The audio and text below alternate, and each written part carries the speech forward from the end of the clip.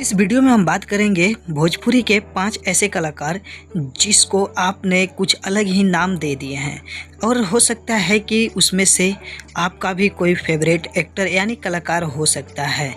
चलिए दोस्तों, सबसे पहले बात करते हैं 1 नंबर पे। तो अंतरा सिंह प्रियंका अपने भोजपुरी के मियाँ खलीफा के नाम से प्रसिद्ध है। बोले तो अंतरा सिंह प्रियंका एक भोजपुरी मियाँ खलीफा बन गई है।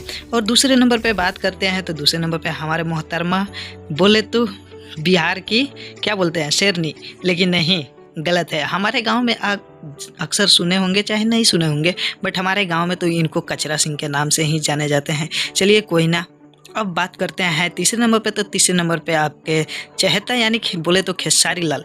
इनका नाम अक्सर खेसारी लाल के नाम से प्रसिद्ध है, बट खेसारी लाल नाम नहीं, इनको लोग कुछ अलग ही पहचान दिए हैं, बोले तो मसूरिया। जी हाँ दोस्तों, मसूरिया नाम तो आपने सुना ही होंगे कहीं ना कहीं वीडियो में, बट उस नाम से ये प्रसिद्ध है और उस पर गुस्सा भी होते हैं कोई ना।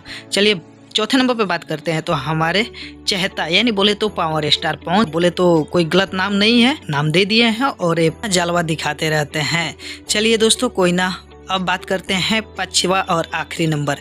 5वें नंबर पे आते हैं हमारे दिनेश लाल भैया।